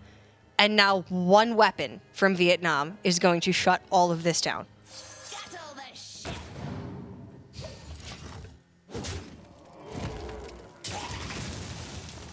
It's a rough situation. I mean, you got all the Murloc synergies early, but yeah, the weapon draw, as you said, just allowed them to start tidying up and just start asserting their own agenda. And yeah, the Naga Corsair now on the board. The dudes are coming out. The dudes are... They're here. They're ready for action. All right, well, if you play the Frothing Berserker, you play the Salcy deckhand, you swing into the War Leader, and then I think, I mean, you could choose to take out one of the 1/1s, which it looks like what's happening, playing around Tarim a bit. And then, yeah, go ahead and just take them all out, actually. Tarim is I was gonna say, the biggest thing on your mind here. In most situations, you feel pretty comfortable just going and just hitting face as a Pirate Warrior, but smart read from Vietnam to realize, hey, 6 is coming up, there's 2 1/1s on the board. Well, because now from Singapore's perspective, this Tarim is checked by both of these minions. Yeah. But that at least is a clear on these minions. With the Mortal Strike in Vietnam's hand, then this Frothing continues to push through for more damage. Though they can't play the Dread Corsair this turn, there's plenty of weapons in the deck that they can maybe even get this out for free coming up, or just, oh, that's good. That is the Curator you both want and deserve. You just need something to stop this Frothing Berserker. I did want to say Hydrologist. Hydrologist could have been a big deal just from what you saw on board with the potential for Noble Sacrifice, because there was no weapon activated, and Vietnam was just drawing off the top of their deck, but... Okay, so this game went heavily in Vietnam's favor, and now it's swung heavily back towards Singapore. It's just a resource battle now, and Singapore is going to outvalue 10 times out of 10 in the late game. Yeah, this is over. There's the Wicker Flame, too. It's just... Ugh. Singapore's going to tie this up. There's no way that Vietnam comes back from this.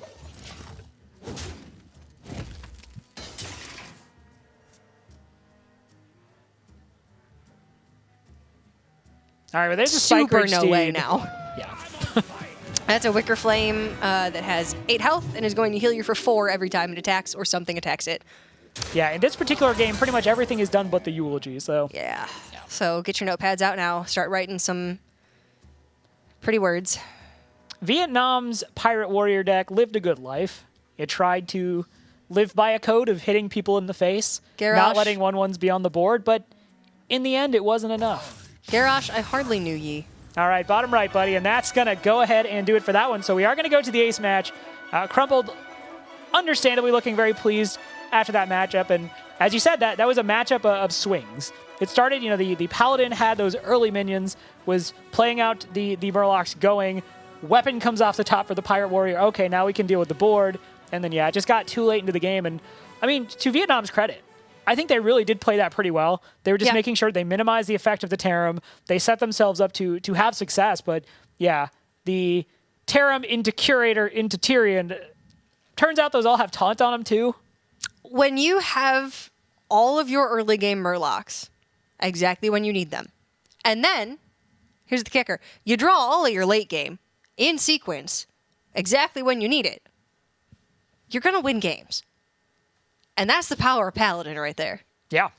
All right, well, we're going to go ahead and go into this ace match. This will decide the series. There's going to be Sequinox versus Icky, and we're going to have Priest versus Mage. So I'm excited. We're going to see some Priest tonight. I was a little worried, but Priest, as much as Mage, pretty much all over the place. There's a bunch of different ways you can play this. You know, I mentioned earlier Rutgers at the Collegiate Hearthstone Championship. They brought out the Singleton Priest. Yep. I've been playing a fair bit of that lately, and it remains a fun yet powerful deck, especially if you're playing against a deck that isn't pressuring you too much.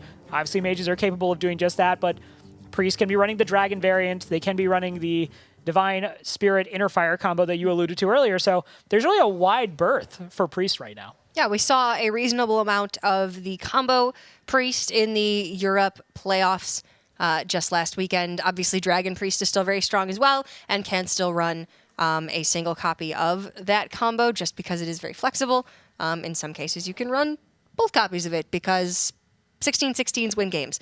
So remains to be seen exactly what builds both of these teams have decided to bring of their respective classes, but there's a lot to do with these classes right now. And I think it speaks worlds to the health of a meta when you have, 8 of 9 classes that have multiple viable archetypes that are seeing massive representation across the board, not only on ladder, but in competitive play as well, in multiple competitive formats.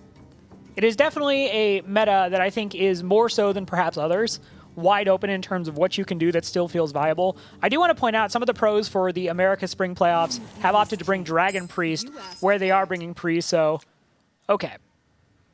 We see here Doomsayer, Gluttonous Ooze, and Curator. Cora, what is this? This is going to be a Priest deck. Okay. With some tech choices. If you're running Curator, it's likely you have a Dragon, a Murloc, or maybe a Beast in your deck. In this case, I would elect to think it's probably a Dragon. So I would think that this... I don't know, man. This feels to me, just seeing the Gluttonous Ooze and the Doomsayer, this feels like a Kazakus Priest. Yeah. I don't... Oh, yeah. And the Cabal Song Sealer, that ices it. Okay, so... All right, so Singleton Priest it is. Rob, take it away. I'm super excited. So, Singleton Priest, and it's hard to say because we obviously don't have access to the deck list here, but the version that I was playing, I actually got from another player who had hit High Legend with it, and his name escapes me, but the top end was essentially Medivh, Free from Amber, Mind Control. I mean, there is the Kazakus potions. Oftentimes are just kind of your big thing, but it depends on what he's actually including because that's the novelty of Kazakus decks is you have such a flexibility in what you're bringing. But then my question is, this is looking like just a straightforward freeze mage from Iki.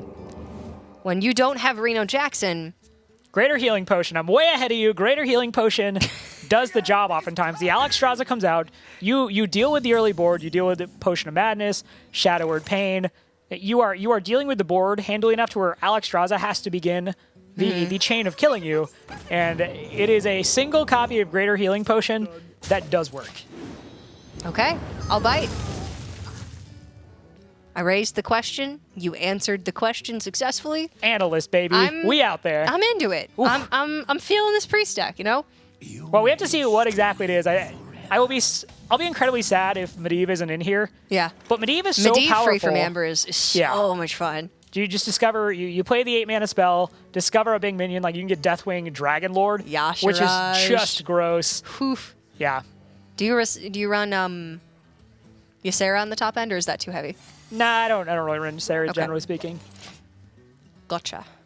Yeah, you have the Angoro pack as well, which can get you Ironhide, Binding Heal. You certainly have some outs to deal with. What is Ironhide's a card. I was playing a game earlier where, as a control warrior, I had to slam my own Alexstrasza twice, draw the Angoro pack, and get to the Ironhide to get out of a range of a mage. So there's certainly flexibility. But this, I'm already seeing some differences in the list. I'm not entirely sure. Greater Healing might not be in here. If Greater Healing is not in here, then this goes a lot more favorably for the Freeze Mage. Well, Kazakus can net you armor off of your potions. With the 10 mana potion, you can get 10 armor. And that could be enough to put you out of range, perhaps, of Mage Burn. Either way you cut it, both of these decks are going to have a fair amount of time. Singapore has definitely got the pressure to pressure in this case, and they're doing as well of a job as they possibly can. All right, I like this. It just plays around the Shadow Word Pain. Cabal Songsealer may be something you're considering as you see the Defender of Argus and realize this is clearly not the usual that you're looking at. So this might just stick and clear the board. In fact, Do you ever Elise just to put the pack in your deck just so you can Shadow Visions the pack maybe? Or I think is it's that certainly too wild? It is certainly a consideration. Elise, I'm trying to find a way to word this where I don't say Elise's body is great. Elise is obviously a very powerful 5/5, so you certainly want that body. Go on.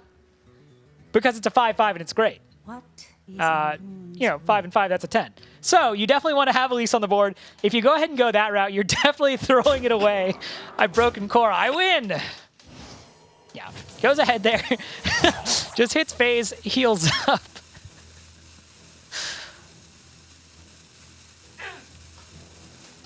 All right, what are we doing here? I think you save the. I think you go ahead and save the spell. You're not digging for anything just yet. You probably are looking to have a little bit more control over what it's going to be. Yeah, Shadow Vision certainly picks up more value. Okay, so Antonidas. At the beginning of Journey to Angoro, there was basically a lot of discussion in the pro player community between Antonidas 1 Pyroblast versus double Pyroblast. Generally, if you are playing double Pyroblast, you're playing around Dirty Rat a Pyroblast. Yep, that is something you're playing around. Also, in general, Archmage Antonidas, the value you get is probably going to come off Primordial Glyph and then a cheap spell. So the days of yore where you were just generating like 3 or 4 fireballs off a turn, it's much harder to do now. So it's kind of a cap on how powerful Antonidas can be because working theory is that you're probably going to have to play it on your turn and then get the value. Antonidas seldomly survives beyond that. If he does, obviously, your opponent has much bigger problems. So this deck from Iki, though, in Vietnam, it seems like they have settled on Antonidas. And towards the end of what we were seeing of the meta recently, where Freeze Mage was kind of the most popular mage deck, I think people had also settled on Antonidas, so not surprising. Get that pack. Got it. Snap pack. Easiest game of Singapore's life. But yeah, that was certainly the reason you held the Shadow Visions there. I would have been curious to see what the other choices were, because if Greater Healing Potion was in there, as much as there's the temptation to take the Angoro pack, I think Greater Healing Potion is actually way more mandatory. But with the Angoro pack now, you've seen double Doomsayer. It might just be that you can build something your opponent can't deal with, and that maybe how he's feeling is just he's just got to go. Kazakus Potion, though, certainly changes up the equation as well. Another very common thing I would do with this deck is if you're not facing down a lot of pressure, just make the 10-mana potion, go for the armor.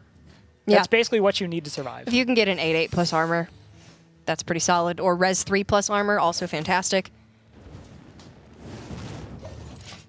I mean, the value from Kazakus is the reason that you can play a Singleton Priest build without Reno Jackson. Ha, Rob, you lied. There's your Sarah. I win. Oh, I just said my version. Game. Nice try. Ha, got him.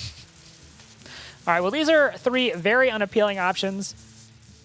You could, because you've seen the Doomsayer already, or the double Doomsayer, just go ahead and say, okay, I'm going to go for the high health total. Yeah. And that's certainly a good one. If you generate the demons in your hand, it's not hugely likely that the demons you get are going to be super impactful. It probably matters more to just build a board that isn't going to be compromised. All right, so it does look like they picked the health gain plus 10 armor. Seems like the most reasonable of the 2 options. I think 10 armor was a given. If you saw that, you were picking that no matter what the other options. Yeah, the 6 health is making the best out of an S situation. 3 demons to hand, potentially. You could have gotten Cruel the Unshackled. But that's best case scenario. More likely you get 3 copies of Blood Imp. Or Flame Imp, which is generally what I found. Which against the Freeze Mage is terrible. Okay, so you could add another Ice Block to the deck, a Frost Nova, or a Molten Reflection. Now, if Molten Reflection costs 3, I think you are absolutely always taking the Molten Reflection there and just casting it on Antonidas. But since it costs 4, feels a little bad. Frost Nova just allows you more time, and I definitely like that. I mean, you have no reason to suspect your opponent's going to have a ton of healing for the reason you brought up. Reno Jackson's gone. The days of being rich, well, we're all poor now. All right, so there's a Frost Nova. Going to go ahead and use the 3-mana one. Doesn't feel like they need to work in the ping. All right, there's Ysera. So in this scenario, what you really want to be getting off of Ysera is just more pressure. So if you get Emerald Drakes, even Ysera Awakens could be good for potentially popping a block, but you're damaging yourself as well as your board, and you have the board right now, so it's not what you want. Laughing Sister is, yeah, it's a minion, but Laughing Sister is almost seldomly what you want off the Ysera. She's laughing at you because you got Laughing Sister from Ysera. She also has a pretty annoying laugh. Yeah. I mean, in Vietnam has 3 more turns of freeze. They don't have nearly enough damage to close the game out yet, but they're going to have time. All right, it looks like the Kazakus Potion, just to preserve the board and go ahead and get the armor. There really isn't too much else you need to be doing on this turn, and you do need to be dropping cards so you can play the Angoro pack and get the value. Well, that Ysera card's going to continue to fill up your hand. Yep. Dreaming of Laughing Sisters all day long. All right, well, there's the Alexstrasza, so can go ahead and just set your opponent to 15 health plus 10 armor. There's no way the Loot Hoarder is going to get the chip damage in, which is sometimes relevant in this matchup. Yeah. Although it's usually more relevant earlier on in this matchup. All right, there's the effect of the glyph we were talking about that's going to be 2 fireballs generated by Antonidas. Shadow or Death, though, is in hand, so Antonidas is going to do what Antonidas generally does, make some fireballs and die. Poor guy. Gone too soon. Aha. Oh. Oh. All right, just go ahead and start putting those Laughing Sisters, put them on the board. Your board will eventually get to attack again. You've seen 2 Frost Novas, although you realize one was from the Primordial Glyph, so less reasons to be excited. You do need to be wary about filling up your board entirely. Just because if you have a 7-minion board and then your board is frozen, then you cannot play anything or any minions from hand, possibly. Free from Amber, Sunkeeper Tarim picked up. Those are high-quality cards. I don't know that Sunkeeper isn't going to be quite as good here, but in other situations would be quite good. I think they're on 10 cards right now, so they will actually, on the next turn, drop a card. And if that's Greater Healing Potion, production wants you to know what a Stegodon is. It's a beast. Oh, Sunkeeper Tarim, yep. Yep, he's there too. Saw that guy, he's pretty cool. Pterodax Hatchling, not bad. Oh, free from Amber. Free from Amber. They're going in order. No, another Ungoro pack, and it's dropped. Oh, sad man. That is I think everyone's done that once or twice when you have the Ysera on board and you kind of realize, okay, well, I think I'm just setting myself down to 9 cards, but then Ysera makes one, you go to 10, so certainly an understandable mistake. Do you ever Dragonfire Potion your own board and then play Emerald Drake? No. Nope. Glad we had the stock. Okay. These aren't great minions. Do you really need Tar Creeper around? Do you really need Netherspite Historian? What are you going to be Dragonfiring? I'm just saying, maybe we get a little creative. This is how Priest gets aggressive. Like, all right, hold on first. I need to... I'm going to clear these crappy minions, and I'm going to play 7/6s. I got to destroy my own board. But soon, I'm going to build a board to pressure you. You also need to empty your hand. How else are you going to do that? Tell me, Rob, how? Look, I'm watching the same game you are, okay? I also am not sure what's going on here. So, Free from Amber going to make a minion. You have Yogg. It's Gruul. Gruul. Forget he's in the game a lot of the time. And I just want to point out that another card's going to be milled. Dragonfire and Emerald Drake. Not looking so bad now, huh? I mean, it's doable. I mean, it's bad, but... We talked earlier about the importance of being able to understand unique situations. I'm just looking at all the lines, This is the kind of situation where at home, Brian Kibler and Savitz are watching and they're like, they have the lines already, they've seen it, they've dealt with this a million times And then I on their suggest that streams. play, and they're like, no, dear God, why? For what it's worth, I don't think it's a bad play. Ooh. It just, if you do that, you're... Bad. I mean, no, you put a 7/6 on the board. Maybe it's fine. I mean, maybe it just feels and then you bad. don't burn a card. Yeah. Yeah. It just feels very counterproductive. Second Frost Nova picked up from Glyph. Singapore still at 31, however. The longest winter of Singapore's life. I mean, Vietnam can Nova Alex next turn. Put him at 15. Then you've got double Fireball Pyro. So you just win, right? I mean, Oh, wait. Oh. Oh. Now that's tricky. You really want to find another 10-mana Kazakus potion. And you would like it to give you 10 more armor. Yep.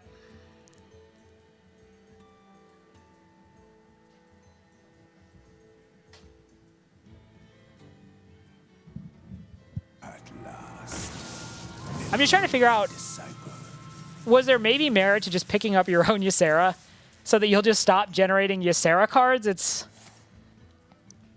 Ysera is never dying.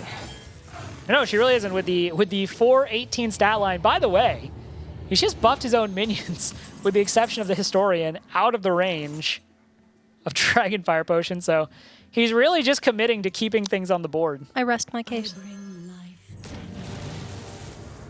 All right, well, the 1-mana Frost Nova off the Glyph, comboed with the Alexstrasza. My hand is full. Big board. All right, Curious Glimmerroot could have been an ice block. Could have, would have, should have, meh. I mean, Singapore is now going to heal for 2. Vietnam has 22 with Pyro Double Fireball, 23 with Pyro Double Fireball Hero Power.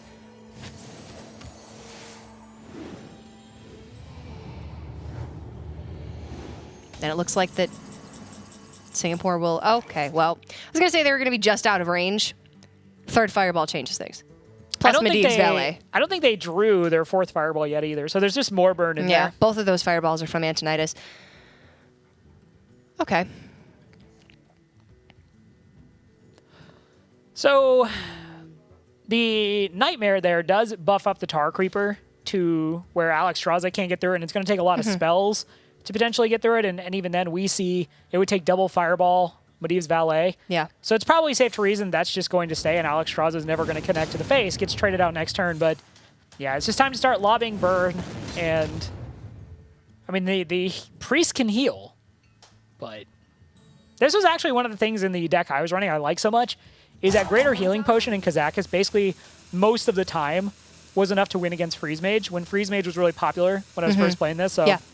not having Greater Healing in this makes you really vulnerable to mages in general, because you don't have the extra life gain, which is sometimes extremely important against burn-focused decks, but... Yeah, I think you go with the Valet here. Your block's getting popped, so you need to get the 3 damage while you can. Cabal Courier again. Could have been some That could form have of been heal. a Binding Heal. greater healing. But it could have been so many different things Yeah. that would have won you the game. So the Ysera Unfortunately, sticking has frankly been counterproductive. a little bit. I don't even know how many turns now it's been that Singapore hasn't been able to draw a card.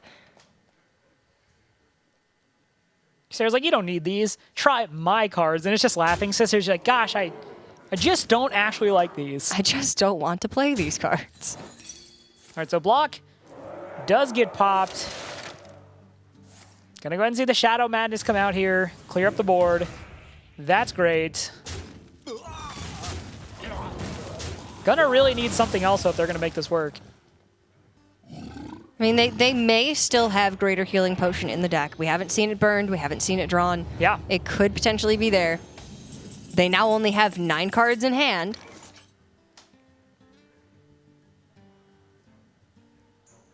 They don't have the block, though. Oh, yeah, they're dead. Gosh. Hero Power your Thalanos, look for block. Yeah. Completely missed that. Got caught up in the burn in hand for Vietnam. But yeah, without a block here. Wow. We suck.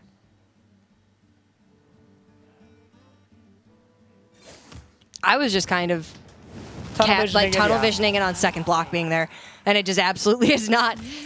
So that's actually going to be match win for Singapore. Though they did nothing for about 5 turns, burnt many cards in their deck, it was enough ultimately to get the job done. 17 armor off of Kazakus certainly helped, but even 2 additional Frost Novas could not save the Freeze Mage in that case. I'll give it to you, Rob. Kazakus Mage looks pretty fun. Or Kazakus Priest, excuse me, looks pretty fun. That last game, I'm going to be completely honest, like that's one of those head scratchers that you just kind of... Like, You're going to go back and you're going to watch the VOD on that one and be like, was playing Ysera there? Should you have blown up your own board? Like, there was just a lot of unique situations that, you know, you frankly in your average game of Hearthstone don't run into. Yeah. But That match, in general, as a whole, there were a lot of really interesting situations in that match. The Shaman versus Paladin, the obviously Priest versus Mage that we just saw. It was a rather unusual series, but kind of happy to see. And ultimately, it's going to be Singapore that takes it 3-2 over Vietnam. So they're going to further their record in this tournament. And unfortunate for Vietnam now, they are going to worsen theirs. But Singapore definitely needed this going forward. I mean, both teams really did. They really absolutely needed this. It just ends up that Singapore got it, and Vietnam losing is big for Singapore. That was one of the things they obviously would have happened if Singapore won this. Vietnam had to lose. But now they need a lot of other stuff to go their way if they're going to get to stage 2. And I was actually going over this with TJ, and we had basically the board out, and we were doing all the math. But go ahead and take a look at Group G standings now. Mexico still atop 3-1. They have really been the Cinderella story of Group G, specifically Taiwan and Turkey tied at 2-1 apiece. And now Singapore, Poland, and Vietnam in a 3-way tie at 1 and 2. So this group is not necessarily decided, even looking at those scores. There's still a lot that can change in the coming weeks, but it is going to be very difficult for Vietnam to get out, especially with that game record. There are large differentials in the game records. It looks like for Singapore to find success, they need to win their next 2, and Turkey and Taiwan need to lose at least one of theirs. And even then, the game records may not be good enough to keep them in it, but they definitely still have a chance. Whereas for Singapore, it's looking grim, but they do have 2 matches left still before this group will be decided. Yeah, so still a lot of daylight for them. They're just going to have to continue to win out, hope their opponents lose, and things just go their way. But I gotta say, I agree with the sentiment that it was interesting seeing those games. It's certainly, you know, you feel like in certain metas, you're kind of just casting the same matches over and over. It was different. Yeah. It was very different, and I'm okay with that. I like being surprised and seeing new decks, and I haven't seen Kazakus Priest on the Hearthstone Global Games as of yet, at least for our broadcast. So it was something new. It was something unusual, something, frankly, that I would expect from Southeast Asia. All right, well, we're going to get the chance to pick Singapore's ban a little more as we have Sequinox on the line. Sequinox, congratulations. Hello, thank you very much. Okay, what is that priest? You got to tell us. Did you guys make that yourself, or is that something you saw online? Actually, yeah, that's my own creation. I kind of brought it to ladder. I actually hit legend with it last week. Yeah, I was like deciding that meta decks aren't working out for me. I like playing something new.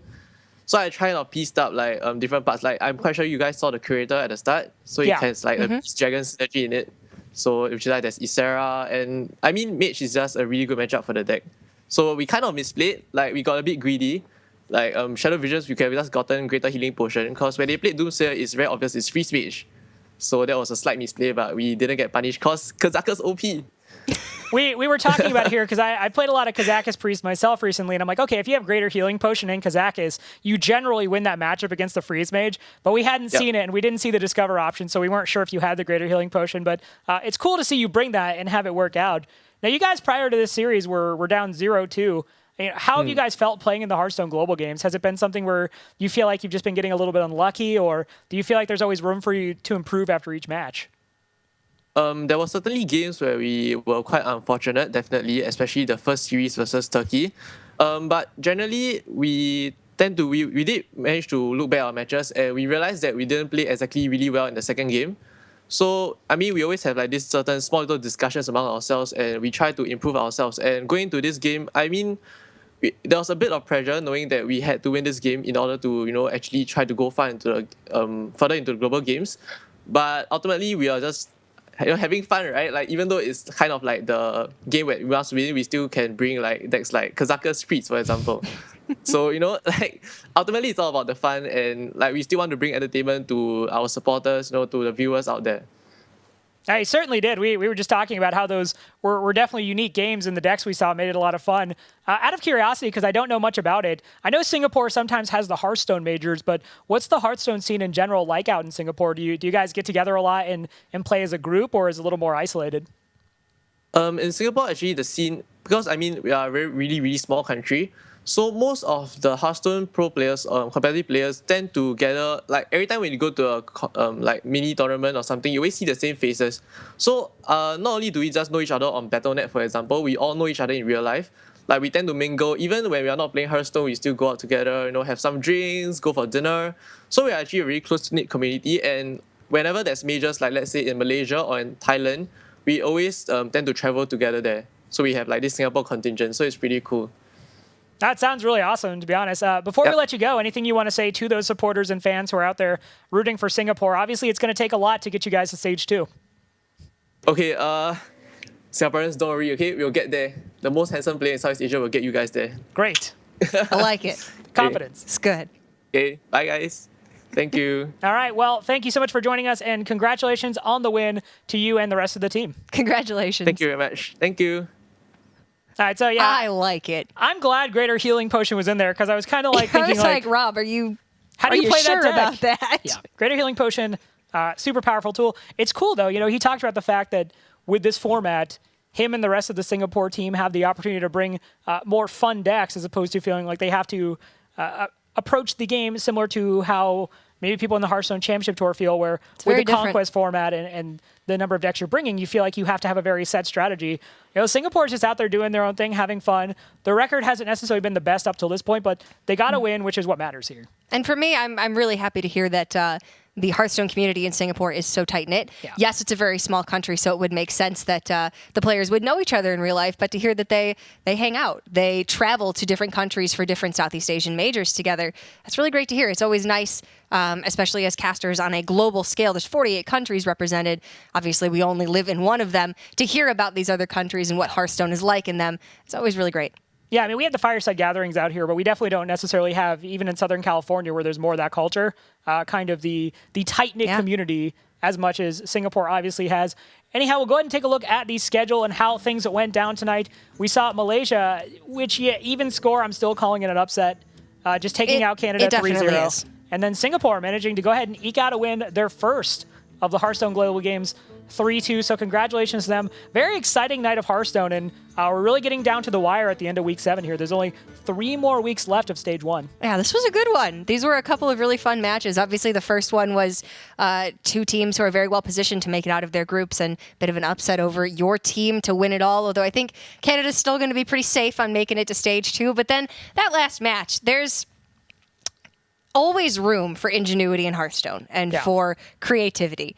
I love to see it. I love when underdogs rise up to the top and when they bring creative, unusual deck types. So that last match, I think, was one of the more fun ones that we've had the opportunity to cast. I really enjoyed it. I agree. It's room for creativity, ingenuity, casters to notice when the mages don't have the second block, but we're There's all always growing and room for learning. that. Always room for that. But Never a guarantee. Cora, before I let you go here, obviously you're casting the Americas Spring Playoffs this weekend. So, last week I asked you who you had picked for Europe, and you ended up picking a person who got pretty far, now going to Shanghai. Yeah. Who do you have this week?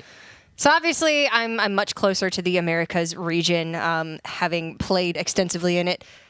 I have a bunch of friends in this region who I know have big things in store, but I'm going to have to put my money on Shoop de Whoop, the previous winner of DreamHack Austin recently. He is such a smart guy, such an intelligent Hearthstone player, and he has the results now to back that up. So I'm excited to see if he can continue his tear. A lot of guys in North America I'm really excited about, really hoping to see Chalky and Amnesiac. Those are some guys I'm always talk good to pretty regularly. So Racy as well, since you won't pick him, I'll pick Racy. I put him on the chalkboard Racy, last time and he let me down. Ray, I'm never going to forget it. You got a home here, Racy. I'll be your friend. But yeah, that's going to go ahead and do it for us. If you haven't already, details for the Wild Online qualifiers are out now, so go make sure you're seeing the dates for that. Get involved if you want to. Looking forward to casting the online qualifier myself. But that is going to do it here from the Burbank studio in California. Thank you so much for joining, and we'll see you in Week 8.